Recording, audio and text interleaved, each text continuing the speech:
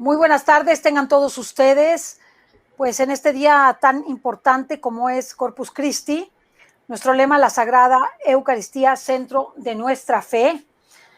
Me encuentro con el padre Esteban, el padre Andrés Esteban, ¿verdad? Así es su nombre, ¿verdad, padre? Sí. Andrés Esteban, y pues me da mucho gusto darle la bienvenida en este día de Corpus Christi. Y pues él ha participado con nosotros en varias charlas, en bastantes charlas aquí en Mundo Católico, pero el día de hoy va a participar con algo que me encanta el título y se refiere precisamente a Santo Tomás de Aquino, poeta de la Eucaristía. Él nos va a hablar sobre este insigne santo y cómo él, a través de su poesía, daba honor y gloria a la Sagrada Eucaristía. Me gustaría presentarles al padre Andrés Esteban, para aquellos que no lo conozcan. Él está en la parroquia de la Sagrada Familia, en la colonia Portales, es de la Congregación de los Cruzados de Cristo Rey, se ordenó sacerdote en el año 2015 y él, a partir del COVID, ha realizado una labor pues muy intensa en hospitales, visitando enfermos, impartiendo los sacramentos, y todos los días a las 10 de la noche él tiene un rosario en favor de los enfermos de COVID, especialmente en el Facebook. Su página de Facebook se llama Andrés Esteban, ¿verdad? Padre Andrés Esteban. Padre Andrés Esteban López Ruiz. Padre Andrés Esteban López Ruiz, así se llama su página de Facebook, y ustedes pueden participar con él rezando el Santo Rosario y acompañándolo en este ministerio que ha sido difícil. Le preguntaba yo antes del programa que si él tenía la misma afluencia de enfermos o atendía a la misma cantidad de enfermos, y me dice que no, gracias a Dios tiene menos enfermos que atender, pero sigue realizando este ministerio. Los voy a dejar con el padre Andrés Esteban López Ruiz para que él pues nos dé esto tan importante que es sobre la Sagrada Eucaristía y Santo Tomás de Aquino, como él le dio gloria a través de sus poesías, de sus poemas. Lo dejo con los micrófonos y al final entraré no solo para darle las gracias, sino hacerle alguna pregunta y que nos dé su bendición. Lo dejo con los micrófonos, padre Esteban. Gracias. Muchísimas gracias. Gracias, Ceci. Estoy seguro que te va a encantar el tema, porque es algo que de alguna manera nos afecta a todos, ¿no? Porque vas a ver cómo esta poesía que escribió Santo Tomás de Aquino, todos la conocemos, todos la hemos rezado, pero a lo mejor no sabemos su origen y no hemos profundizado en su contenido.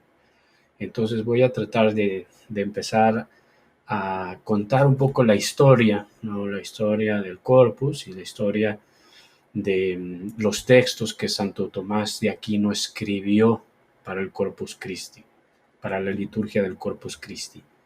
Entonces fue en el año de 1264, el Papa Urbano IV, que conocía a Santo Tomás y sabía que era pues tal vez el teólogo más insigne de su tiempo, junto con San Buenaventura, y además un hombre de una profunda fe y de una profunda fe eucarística, le encargó algo que para el Papa Urbano IV era de trascendental importancia: la liturgia del Corpus Christi. Era un oficio nuevo, una solemnidad nueva, una fiesta nueva, y por lo tanto había que escribir los textos y ¿por qué no?, también los cantos, ¿no?, que se iban a utilizar en la solemnidad del Corpus Christi. Y se lo encargó a Santo Tomás de Aquino. En año de 1264, en el 11 de agosto, el mismo Papa Urbano IV estableció la fiesta del Corpus Christi para toda la Iglesia y la fijó el jueves después de la octava de Pentecostés, otorgando muchísimas indulgencias para la misa del Corpus y para la participación del oficio y de la liturgia de las horas correspondientes. Pero para que se llegara a este momento pasaron muchas cosas que son importantes considerar, ¿no? Primero hay que mencionar que una devoción eucarística solemne con ciertos gestos de piedad eucarística como los que tenemos hoy en día se fue consolidando a lo largo de los años. La Iglesia siempre ha creído que Jesucristo, nuestro divino Redentor, nuestro Salvador, está presente con su cuerpo, su sangre, su alma y su divinidad en las especies consagradas. Y así le ha dado siempre un culto de veneración, de adoración a las especies consagradas, reconociendo en ellas la presencia del mismo Jesús. Pero el modo concreto en que se le comunicaba, se le expresaba, se le dedicaban los actos de devoción, de piedad, de amor a Jesús Eucaristía, pues ha ido evolucionando en nuestra iglesia al paso de los años. Y se fue consolidando con mucha fuerza algunos gestos que hoy tenemos y que a lo mejor ni siquiera sabemos que tienen este origen, que tienen que ver con la fiesta del Corpus, pero que ahora son de nuestra práctica común. Desde niños los hacemos, los hemos vivido y, y que se remontan en la historia, pues al finales del primer milenio, en el siglo XI, aparece un personaje que se llama Berengario de Tours. Él nació en el año 1000, murió en el año 1088, y él pues enseñó un pensamiento herético, es decir, que no era la doctrina y la fe de la iglesia, sino que él era director de la escuela de San Martín de Tours y aplicó una serie de principios lógicos, ¿no? La lógica, un racionalismo estricto al dogma y a la consideración del misterio eucarístico, y entonces Berengario llegó a la conclusión de que la presencia real de Cristo en la Eucaristía debía entenderse no de modo sustancial, sino como un símbolo, de modo simbólico. Más tarde continuaron esta herejía los cátaros. Después el mismo Lutero va a asumir de alguna u otra manera este pensamiento. Y bueno, lamentablemente también hay hoy en día quienes no han querido asumir con toda la fuerza de la profesión de fe, la confesión de la presencia real, verdadera y sustancial de Cristo con su cuerpo, su alma, su divinidad en las especies consagradas en la misa, entendidas como un símbolo, pero no como una presencia real. No, atención, esto es herejía. Y entonces él pues lo empezó a difundir, ¿no? Y hubo reacciones inmediatamente en contra, ¿no? de este pensamiento. En la ciudad de Bélgica, Lieja, en el año 1246, vamos a ver, más o menos 100 años, se difundió por diferentes lugares este pensamiento. Y algunos pensaban así, ¿no? Pero no había en ese momento pues un movimiento que contrarrestara este pensamiento herético, ¿no? Pero surgió ahí en Bélgica. El obispo Roberto de Zorote decretó que se celebrase la fiesta del Corpus Christi en su obispado. Entonces fue un obispo preocupado por su diócesis y preocupado porque la gente estaba confundida, y algunos decían, bueno, pues es un símbolo de la presencia de Jesús. Y él dijo, no, no es un símbolo. Está Jesús ahí y lo adoramos y lo amamos y lo bendecimos. Y aquí en mi diócesis vamos a establecer la fiesta del Corpus Christi. Y entonces lo estableció para su diócesis en el jueves posterior a la festividad de la Santísima Trinidad. Y es pues como ahora lo celebramos, ¿no? En este mismo día. Y bien, se celebró por primera vez en 1247 en la iglesia de San Martín de Lieja, y los textos litúrgicos los preparó un presbítero, el clérigo Juan de Montcornillon. Esta institución de la solemnidad del Corpus Christi en la diócesis de Lieja era como la culminación de un movimiento eucarístico que se originó como respuesta, fíjense bien lo que les voy a decir, respuesta de la providencia de Dios, de la omnipotencia de Dios ante una deficiencia en la enseñanza que se había originado por esa herejía de Berengario de Tours. y que estaba opacando la verdadera fe de la iglesia. Entonces surge un movimiento eucarístico, y ese movimiento pues es Dios mismo que lo suscita en un modo extraordinario. Van a ver que les va a encantar la historia. A lo mejor nunca habían escuchado esto del Corpus, a lo mejor sí, no lo sé, pero es muy hermoso, ¿no? En esa diócesis surge como culminación de un movimiento eucarístico que iba originando diferentes costumbres para que la gente, el pueblo de Dios, no se quedara con la idea de que la Eucaristía es solo símbolo de Jesús, sino presencia real, viva y verdadera. Entonces, ¿cómo cuáles? Todas estas las conservamos nosotros, fruto de ese movimiento eucarístico. La reserva habitual del Santísimo Sacramento en el sagrario. Se le empezó a dar al sagrario el lugar central y además que estuviera siempre ahí Jesús en el sagrario. Créanme que ahora para nosotros esto es lo normal, ¿no? Pero piensen que la iglesia ha pasado por un camino, ¿no? De crecimiento en su devoción, en sus expresiones de fe y de amor a Cristo, a Dios nuestro Padre, al Espíritu Santo. El uso de las campanillas en la elevación de la misa. ¿Por qué se tocan las campanillas en la elevación de la misa?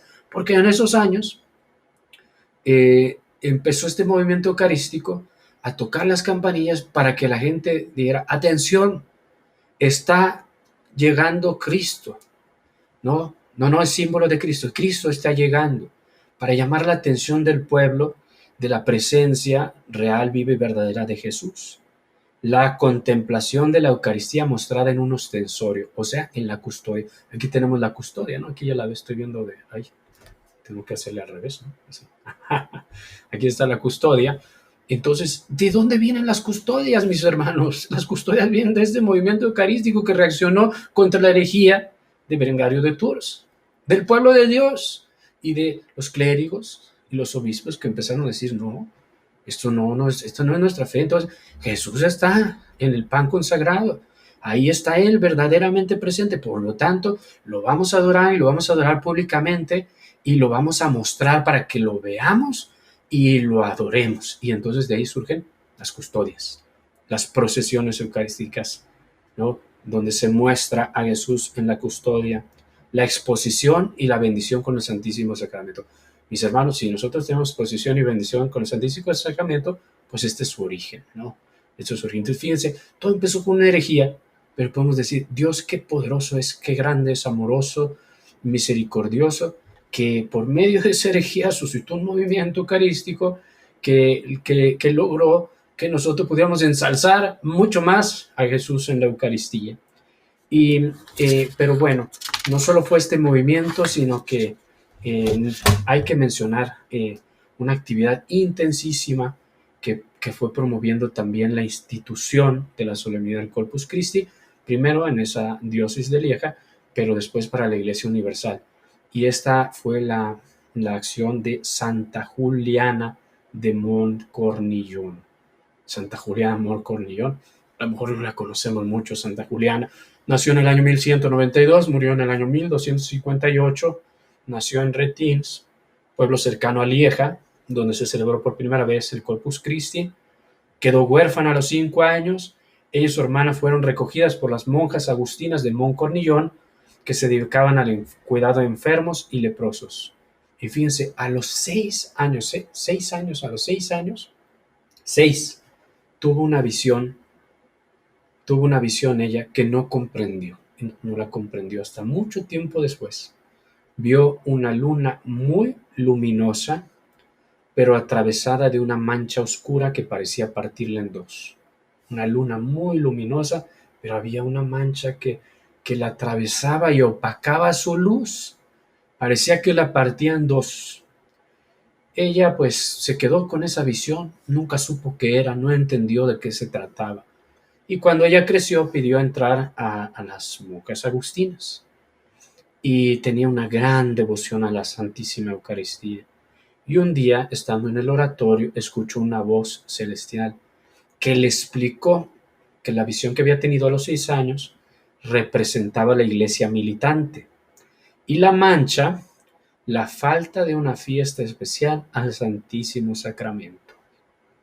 Sin embargo, no se lo dijo a nadie, se lo quedó ahí en el secreto de su corazón, porque era muy humilde, ¿no? Y ahí ella seguramente oró por esta intención, pero no lo anduvo ahí difundiendo a nadie, ¿no? Es un signo de autenticidad. Y, pero podemos decir, estaba opacada la luz de la iglesia, ¿no? Porque había una oscuridad, ¿no? Unas tinieblas que no dejaban que resplandeciera la luz de la iglesia, y era esta herejía, ¿no? Esta herejía que no quería aceptar la presencia real, viva y verdadera de Jesús en el cuerpo y la sangre, ¿no? De Cristo en las especies consagradas.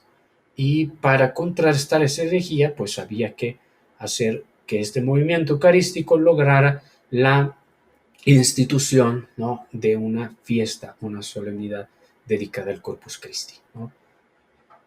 Y bueno, ella cuando entró con las monjas agustinas conoció a una joven llamada Eva, y, y ella quería vivir también ahí como monja en la iglesia de San Martín.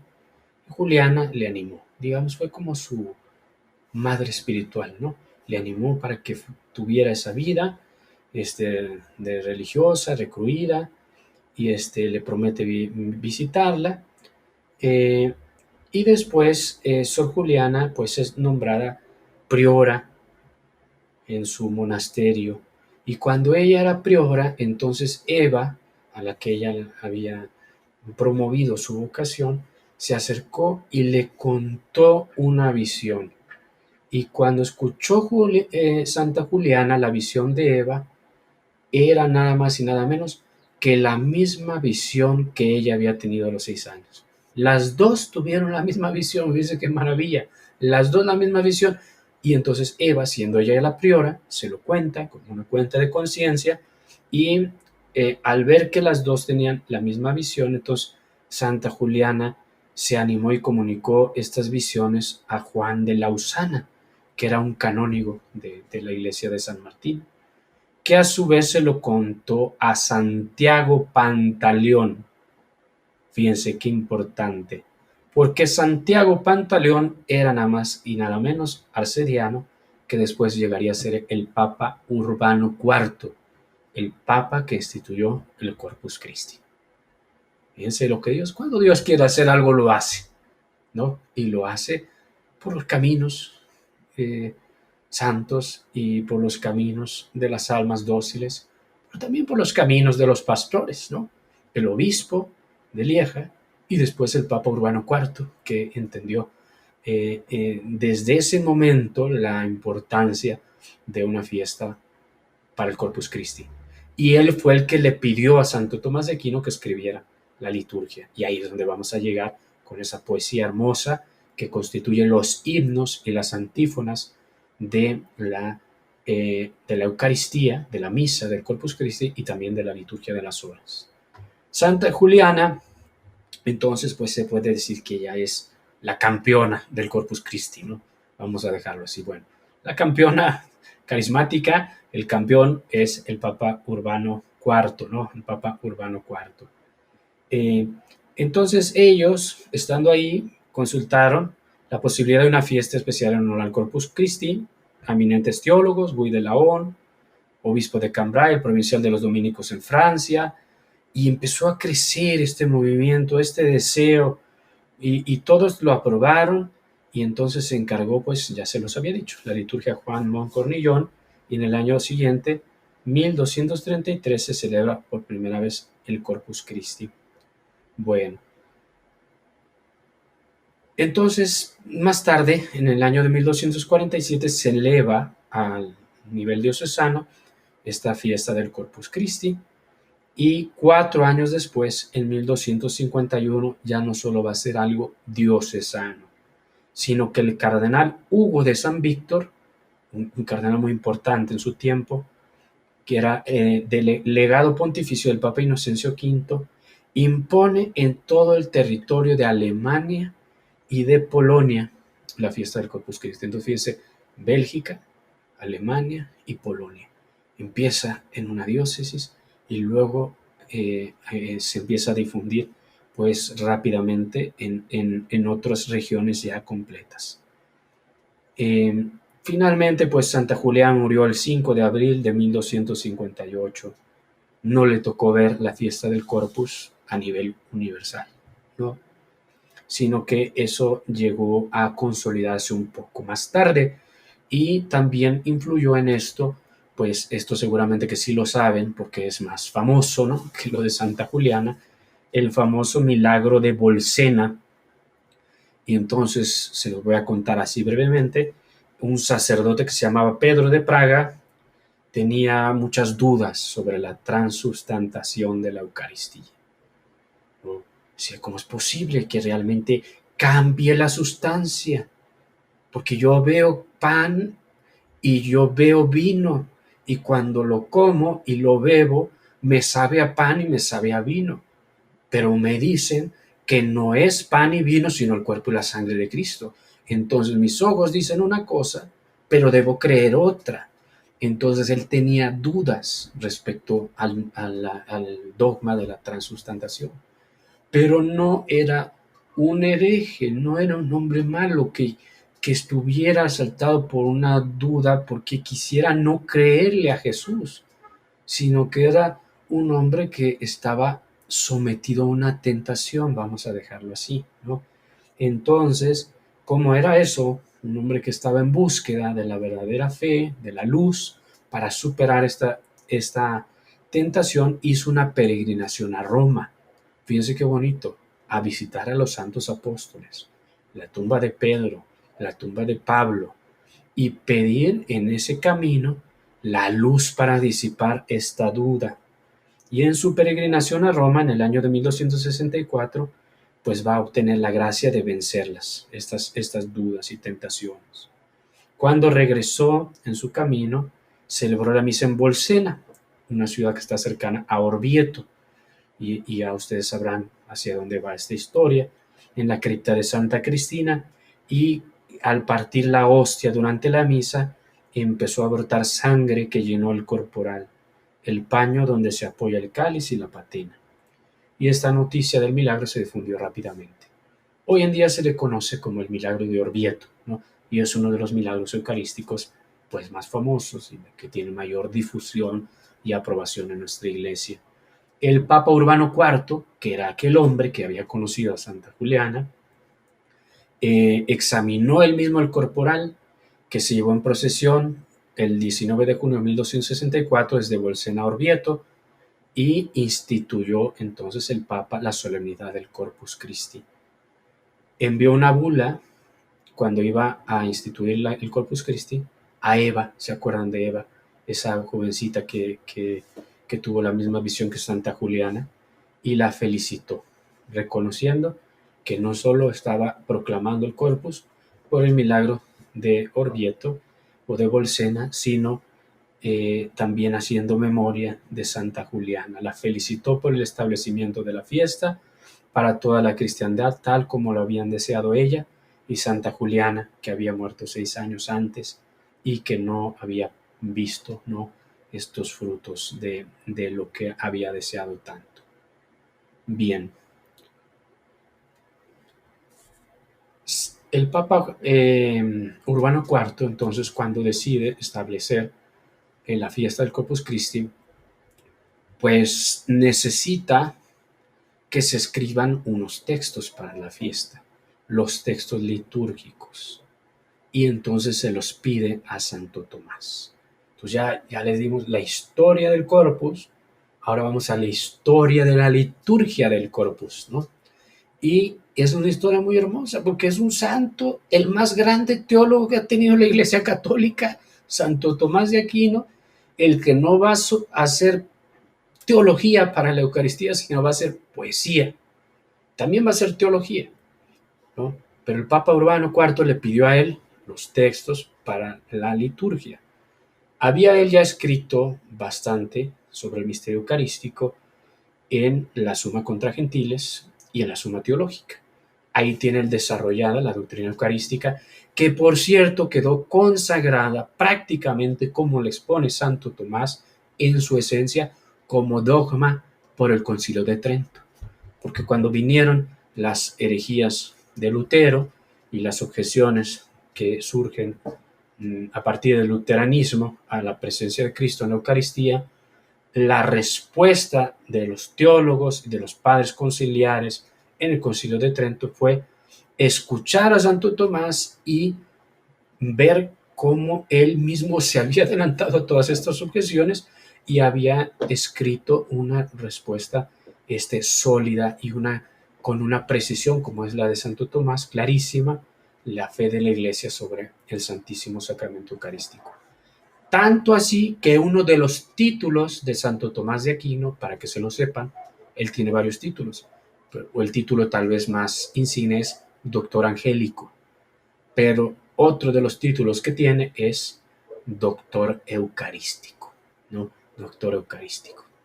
Ok, entonces su teología la escribió en aquellas obras y tal vez lo que está escrito en su teología sea el sustento dogmático de su poesía, pero su poesía va más allá de su teología, ¿no? de su teología.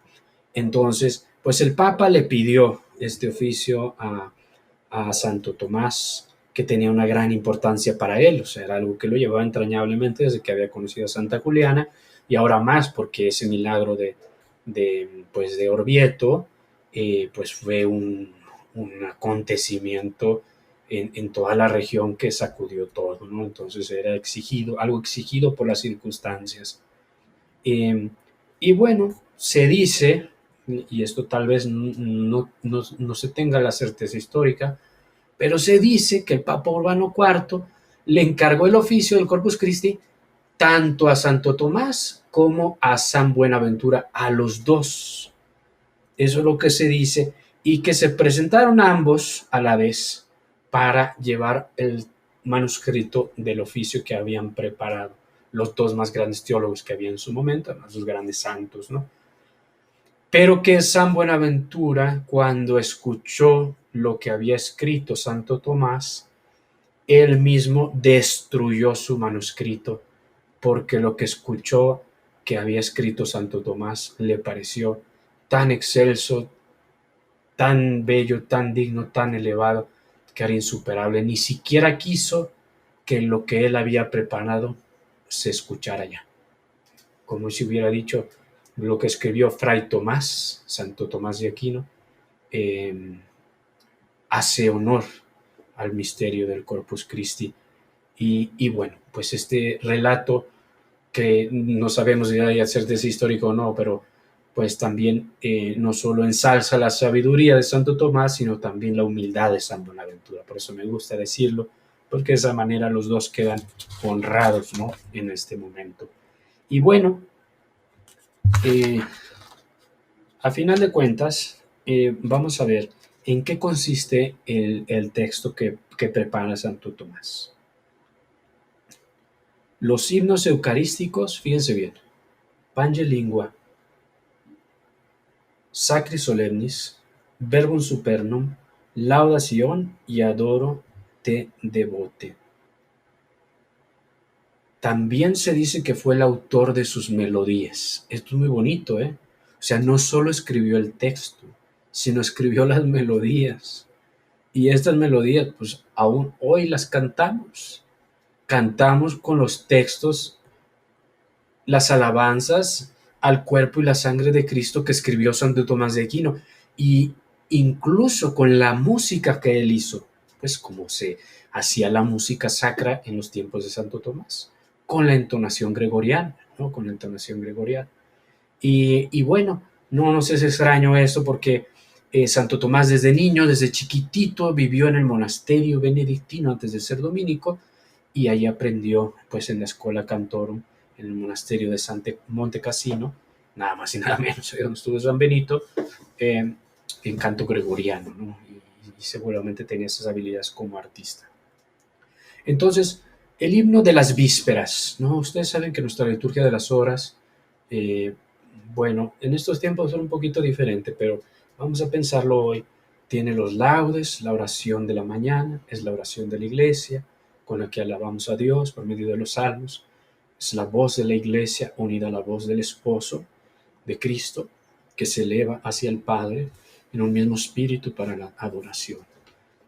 Y en la mañana celebramos laudes, por la tarde celebramos vísperas, en el transcurso del día celebramos hora intermedia.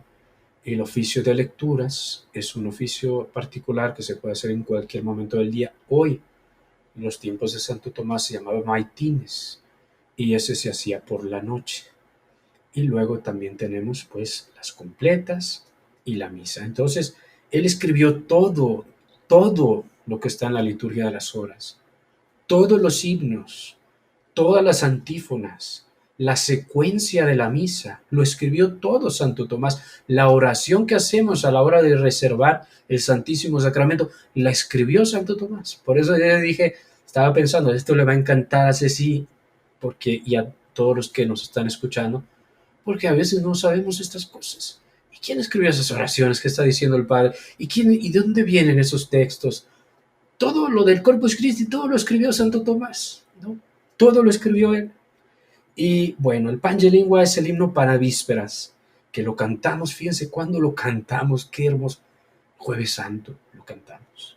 Y lo cantamos también, pues, el Corpus Christi. Y en muchas parroquias del mundo se canta todos los jueves cuando se expone el Santísimo Sacramento. Al menos la última parte, que son 2 estrofas que empiezan con tantum ergo sacramentum veneremus cernui, et antiquum documentum noce retui, ¿no? Entonces, esas 2 estrofas al menos las cantamos para la reserva, ¿no? Bueno, a lo mejor en algún lugar no, pero esa es nuestra tradición, ¿no? En la iglesia. Bueno, se reza el Corpus, en el Jueves Santo, en la celebración de la Eucaristía, en la procesión, en el Jueves Santo hacia el monumento. Y pues les voy a decir, porque tenemos tiempo, un poco lo que dice el texto del Pange Lingua. Está en latín, obviamente. Santo Tomás escribió en latín, ¿no? O sea, no iba a escribir en otro idioma, porque ni siquiera había italiano como tal. ¿Cómo iba a escribir en italiano? No había italiano como tal. Había el dialecto, ¿no? Y tampoco nuestra lengua, ¿no? La lengua hispana, pues estaba ahí. Estamos hablando de 1250, ¿eh? Entonces escribió en latín, ¿no? Pero esta es una traducción al español que me parece muy buena, ¿no?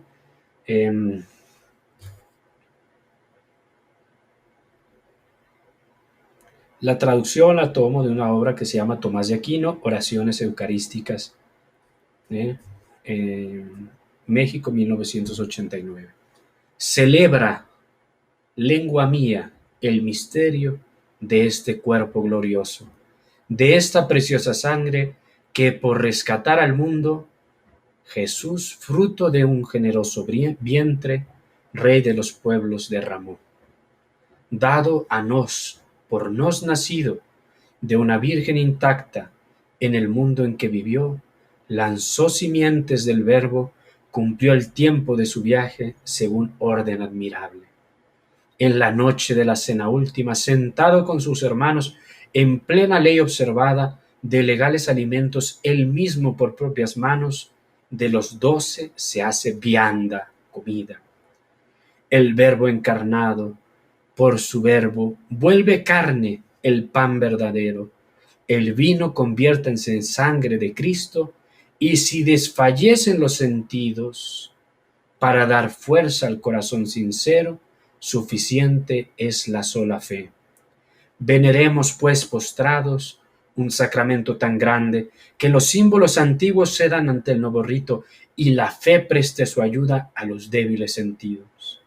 Al Padre, al Hijo, alabanza en la alegría y toda bendición a aquel que de ambos procede, demos igual alabanza. Amén. Fíjense qué hermoso, ¿no? Es hermoso, el Evangelio es hermoso. Y el texto latino es hermoso. Ojalá y pudiéramos saber todo el latín para entenderlo así, la belleza del texto latino, ¿no? Porque tiene una belleza única también, ¿no?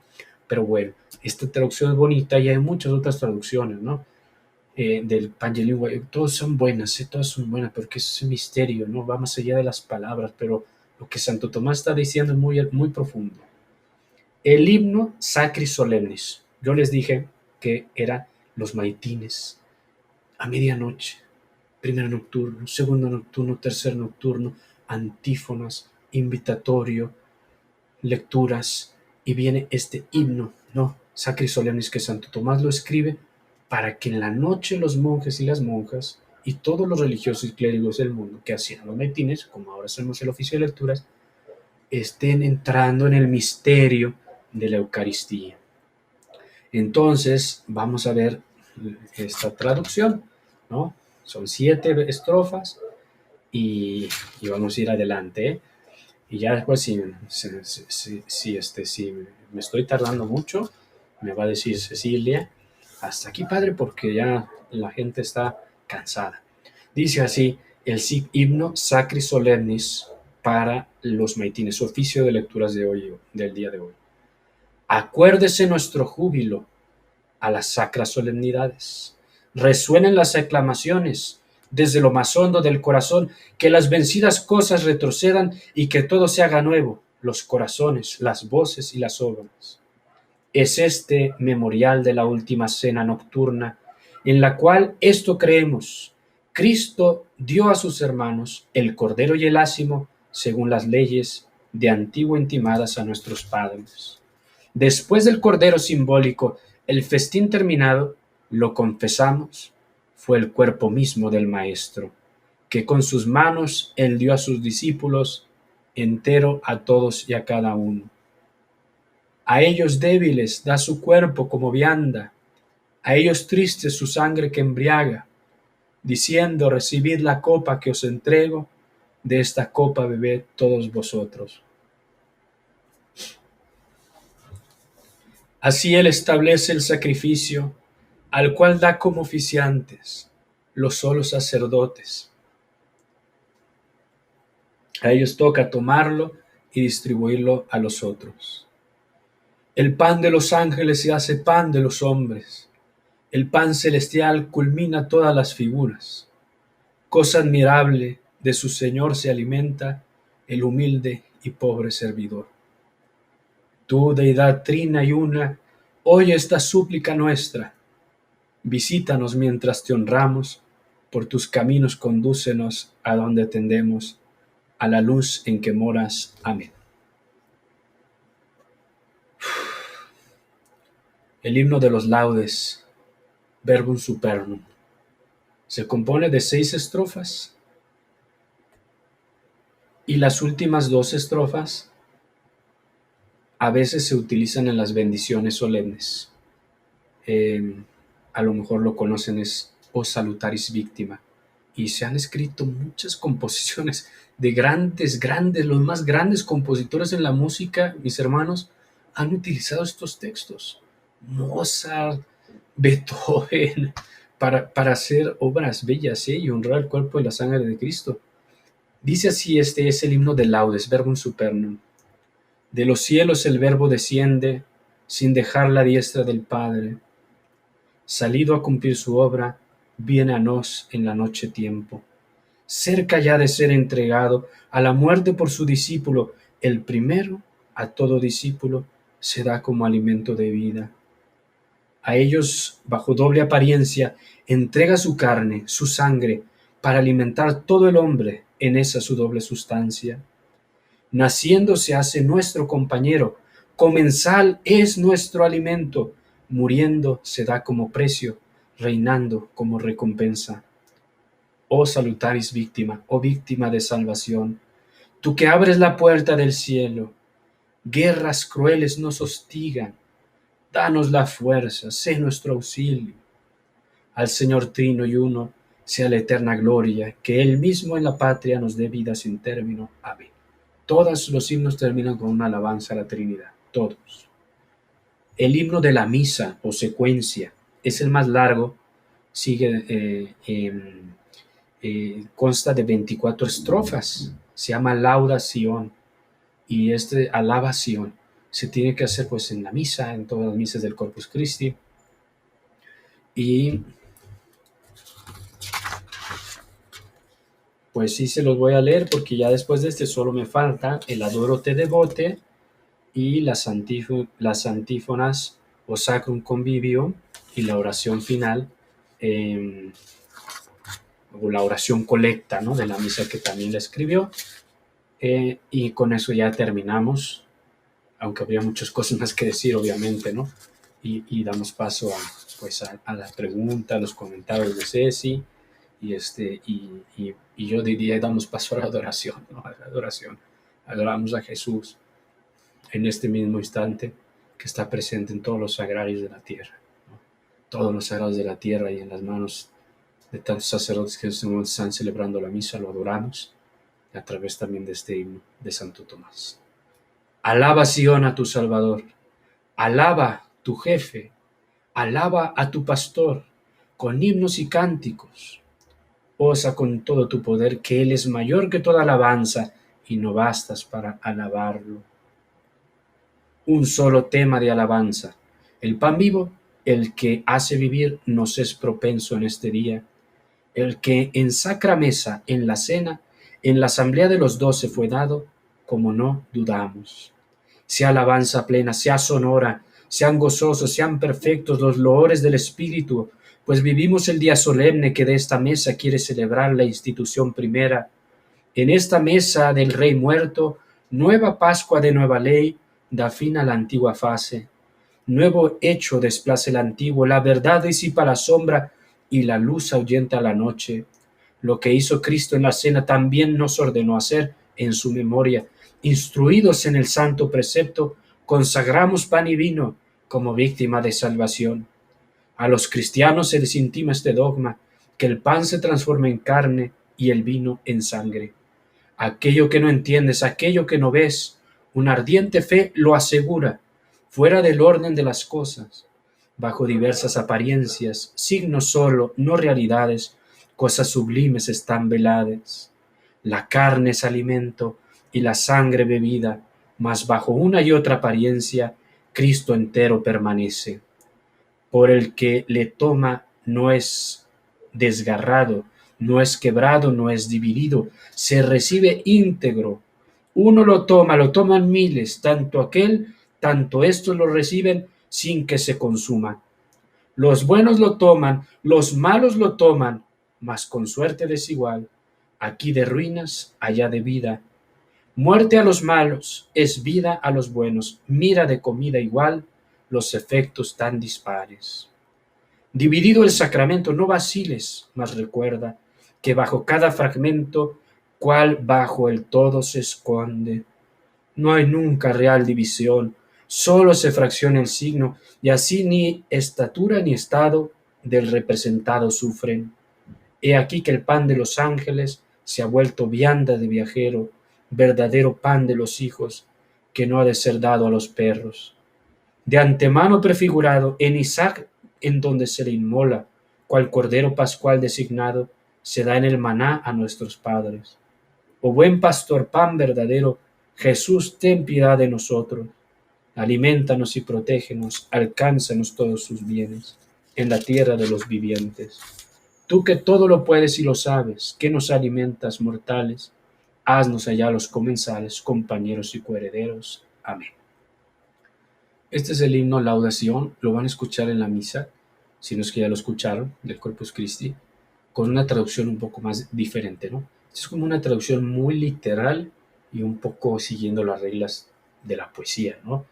Y la traducción de la misa es muy bonita, ¿eh? También no digo que una sea mejor que la otra, pero es una traducción pues más pastoral para que el pueblo de Dios pueda entender, sacarle jugo a todo. Es muy bonita la traducción que tenemos la misa en español.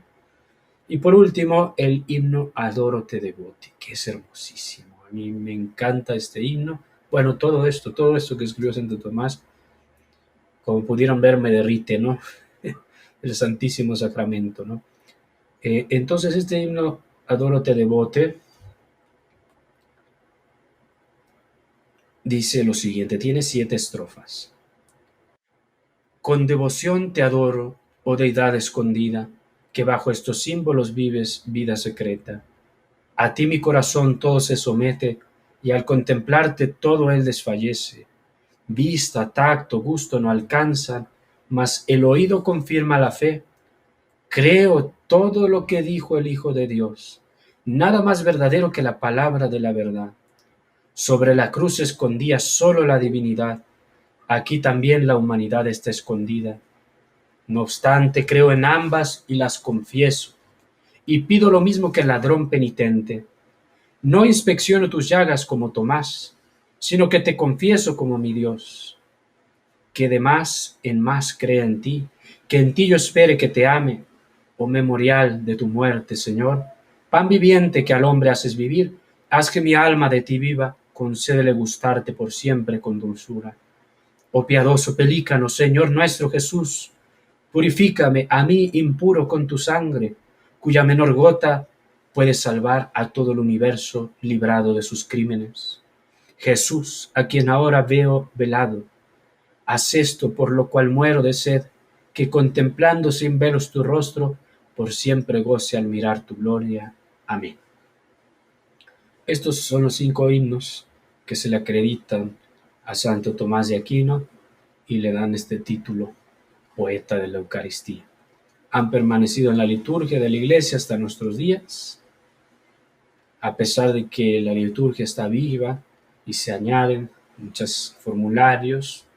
Estos textos siguen siendo los poemas litúrgicos que han nutrido la fe de los fieles desde entonces hasta el día de hoy. Y por último, la antífona, o Sacrum Convivium, ¿no?, que también es parte de la liturgia, o sagrado banquete en que se recibe a Cristo, en que se conmemora su pasión, en que el alma es colmada de gracia y se nos da una prenda de la vida futura. Y la oración final que nosotros hacemos también para la reserva, pero también la oración colecta de la misa de la Eucaristía y la misa del Corpus y de la misa de, es esta que nosotros sabemos bien. Les diste, Señor, el pan del cielo, que contiene sí todo deleite. ¿Quién escribió eso? Santo Tomás. Oremos, oh Dios, que has iluminado, que, oh Dios, que bajo este sacramento admirable nos dejaste el memorial de tu pasión, concédenos venerar de tal modo los sagrados misterios de tu cuerpo y de tu sangre, que experimentemos constantemente en nuestras almas los frutos de tu redención. Pues bien, hasta aquí lo que Santo Tomás escribió como poeta de la Eucaristía. Que tengan un santo día de Corpus Christi y que el Señor nos dé a todos una profundísima vida eucarística por intercesión de la Santísima Virgen María y del Señor San José. Padre, es emocionante ver todo lo que tuvo que suceder para que esta fiesta existiera. La verdad es que nosotros ya lo damos por hecho, ¿no? Damos por hecho que ya la fiesta, ¿sí? Y pues ya con eso nos quedamos. Pero cuando vemos todo lo que tuvo que pasar, todas estas dos santas, los sueños, las visiones, el obispo que se convierte en papa, la verdad es que es emocionantísimo y creo que el Señor dio a bien esta historia maravillosa, porque en esta historia maravillosa nosotros nos damos cuenta del valor de la Eucaristía. Yo solamente le quiero hacer una pregunta. Sí. ¿Qué siente cuando usted consagra? ¿Qué es lo que usted siente? Porque yo veo que casi llora en este momento. Yo también lloraba con usted en el momento que usted se emociona, que está leyendo y está como dándose cuenta de que Jesús, un Dios todopoderoso, se pone en nuestras manos de pecadores y nosotros tenemos la posibilidad, usted de consagrarlo, de hacer que baje, y nosotros de que baje a nosotros, de que poderlo comulgar. Entonces yo lo vi tan emocionado y dije, no, si el Padre llora, yo voy a llorar con él. Sí, pues tuve que hacer un esfuerzo, sí, porque, mire, lo que pasa es que aquí el texto, ¿no?, que estaba yo leyendo,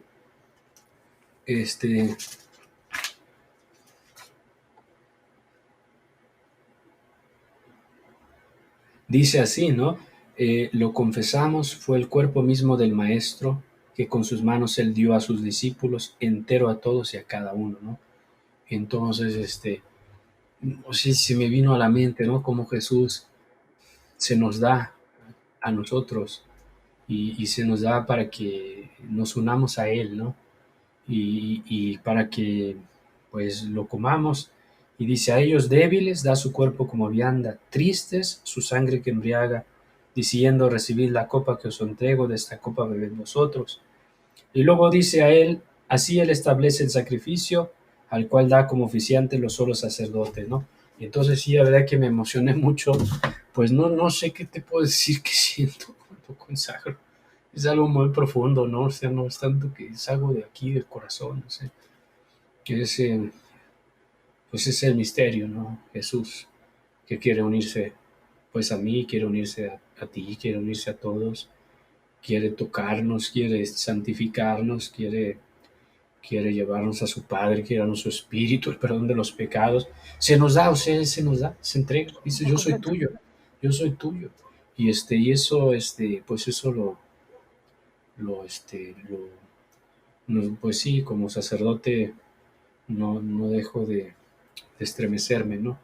Estremecerme porque, pues, no somos dignos, ¿no? Somos dignos de Él, tan santo, ¿no? Él tan santo, tan puro, tan bueno, tan luminoso, ¿no? Y tan humilde, porque en un pedazo de pan donde él no puede ni gritar, ni defenderse, ni regañarnos, ni decirnos nada. O sea, la verdad es que es una humildad tan grande, a mí me sobrecoge su humildad, Sí, porque nosotros a veces lo ponemos en la custodia a través del sacerdote o, no, o lo comulgamos y estamos para arriba y para abajo y esto y lo otro. sí. Y digo, ay, pobrecito nuestro Señor, ya por favor, ya, Sí, pobrecito. es, eso que dices, sí, sí, me hace pensar en algo.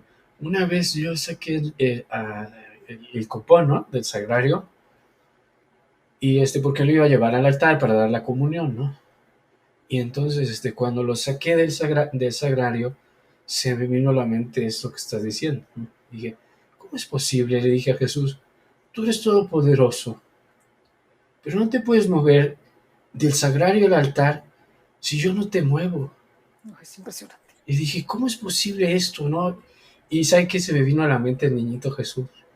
Como el Señor San José, pues, lo movía de un lado a otro, lo cargaba, lo llevaba. Y dije, pues es que esa es humildad, o sea, si es un pequeño niño en Belén que no podía ir de un lado a otro, siendo el omnipotente, que está en todos lados por esencia, presencia y por potencia, y el mundo entero lo gobierna con sus manos, pero ahí en Belén, pues en los brazos del Señor San José, de la Virgen María, y aquí en las manos de la iglesia, podemos decir, ¿no? O sea, yo así lo pensé y dije, tú eres todopoderoso, pero ¿cómo no te puedes mover de ahí del sagrario al altar, ¿no? Tienes que usar mis manos, ¿por qué tienes que usarme a mí, ¿no? Pero se me vino ese misterio de la Sagrada Familia y dije, pues es que así él como que se, se confió a su iglesia, ¿no? Se confió a su iglesia.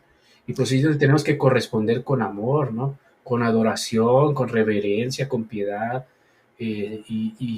pues sí, es ir creciendo en todo esto, ¿no? Y darle las gracias por este insigne sacramento.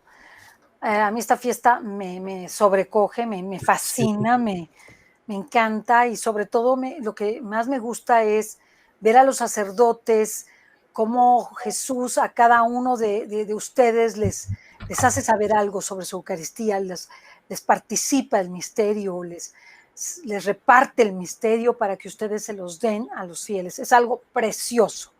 La verdad es que nuestro Señor es generosísimo, está dispuesto a todo por nosotros, pues ya lo sabemos que dio su vida por nosotros, pero yo pienso que todavía el misterio de la Eucaristía es el paso más sublime de amor, porque sí, ahí ya no puede hacer nada, sí, sí, está sujeto en todo a nosotros y la verdad es que eso me sobrecoge. Digo, si la redención es algo maravilloso en entrega, la Eucaristía es el acto supremo de la entrega de Jesús para nosotros, el acto sí. supremo. Y Por eso lo que hizo Santo Tomás, pues no es nada a comparación de lo que se le debe a Jesús. sí, y te voy a echar una flor porque esto que estás diciendo lo tiene escrito San Alfonso María de Ligorio en esa obra preciosísima que les recomiendo a todos, Prácticas del Amor a Jesucristo, cuando San Alfonso dice, tenemos que corresponder al amor que Dios nos ha tenido. Y nos ha tenido un amor inmenso porque nos ha creado, pero un amor inmensamente mayor porque nos ha redimido. Y quieres saber el amor que te ha tenido Dios, ve al Calvario, porque en el Calvario vas a comprender cuánto te ama Dios. Dice, y si eso no te basta y quieres saber cuánto, muchísimo más amor te ha tenido, y dice, ve al cenáculo, ve a la última cena, y ve a tu sagrario, ve a tu altar y ve en cada misa lo que hace por ti. La Eucaristía para San Alfonso es como ese punto, como dijiste, ¿no? Ese paso del Calvario a nuestra boca, ¿no? Es Que es un supremo, paso es de honor. supremo, es como el acto más grandioso de un Dios que se entrega a la criatura. Es el acto más sublime de entrega. Yo la verdad no me cansaré también de decirle al Señor lo grande que es su Eucaristía y lo agradecidos que debemos estar por este don inefable, este don eterno, este don divino, este don que nos hace dioses con Dios. Precioso, precioso, un Dios maravilloso, maravilloso, lleno de amor. Padre Andrés Esteban, muchísimas gracias. Nos encantó su charla porque en ella encontramos cuánto debemos amar a Jesús en la Eucaristía y cuánto debemos honrarle en cada instante de nuestras vidas y nunca dejarle de comulgar.